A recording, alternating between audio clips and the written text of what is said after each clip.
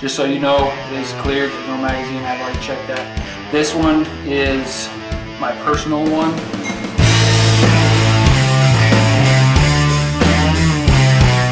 But what we want to do today is we want to start off with our very first, the 7 on 7th question and answer episode. Oh, so excited. Right off the bat, I just wanted to let everybody know we appreciate all the comments, questions, everything that you guys have been doing for us, the support you've shown our family. Everything's going really well. We're really excited about our channel and things are still moving forward. So if you can hear me in the background, my freaking kids. I love you guys. I need my own office. What we're going to do today is there's been a couple of questions that have been asked about my job as a police officer. A couple of things in regards to certain aspects of my job. And so we're going to answer those questions real quick. Try to give you as much information as I can to the best of my knowledge. This won't take long. And then move on from there. So the first question that we have is from Jason DeJoly. His question was, what are my thoughts on the CCW Reciprocity Act? It's a great question, Jason. What's funny about it is, until you asked me, I really didn't have an opinion. I really didn't have any kind of stance. Really didn't even pay much attention to it, to be perfectly honest. Simply because I live in Arizona. I've always had the outlook on my career that everyone that I come in contact with is probably armed. Simply because the state of Arizona has been for several years that you don't have to have a CCW. It's always been one of those things where you kind of anticipate that everybody's armed until you can prove otherwise, or until you get that feeling that they're not going to be armed, or that's not the type of situation that you're in, whatever the case may be.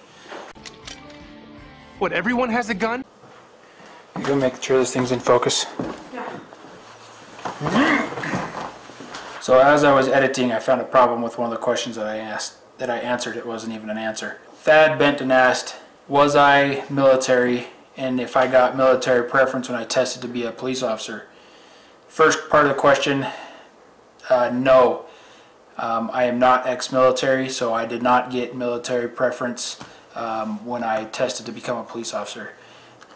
The next part of that question is, how was the transition into being an officer where a lot of ex-military become police officers? The only real experience I have with the military in regards to law enforcement is in the academy. A lot of academies are set up to be like a paramilitary type of academy. Drill sergeants, instructors yelling at you all the time. Yes, drill sergeant! I'm making you do push-ups because they put a fingerprint smudge on your name bar that you just polished and then told you you didn't clean your equipment. That's bullcrap. That is bullcrap. Most academies are run in that paramilitary style. We do a lot of marching, a lot of yes sir, no sir, all the way through the academy. And then as soon as you get to your police agency, the yes sir, no sir stuff kind of keeps going a little bit with some officers. But for the most part, it's just you're a cop. Just two cops playing golf trying to catch a killer. My experience is very limited. As far as my transition into law enforcement, it was pretty basic. I didn't really have to deal with anything in regards to military experience. As a background investigator with my police department, I have a little bit more experience in regards to that, but even then, the people that apply for positions at my police department, very few and far between come from military experience, so we don't really deal with it very much. So Jason also asked, what pistol and caliber of sidearm do I carry? Just so you know, it is cleared. There's no magazine. I've already checked that. So this is my duty weapon. This is a Glock 19 9mm, and this is what was issued to me through the police department. It's nice. When I first got hired, I carried a Glock 22, which is a 40 caliber. And then midway through my career, our police department decided to change ideas and had everybody purchase their firearm from the police department, and then we carried our own purchased firearms on duty. We got a new chief of police a few years back, and he went back into the gun business and purchased us all department issued firearm. So I chose the Glock 19 just because I'm an administrator, and it's a little bit smaller frame, a little bit smaller carry in the various ways that I carry it while I'm on duty. It carries a briefcase. I have a light on this one simply because at nighttime I'll put this in a different style holster that I started my career with.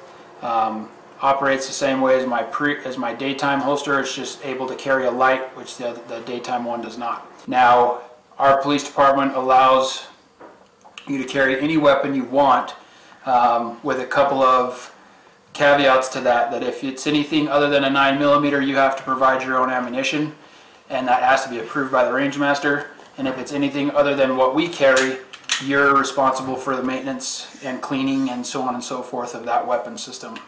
Purchasing it, maintaining it, and being proficient with it.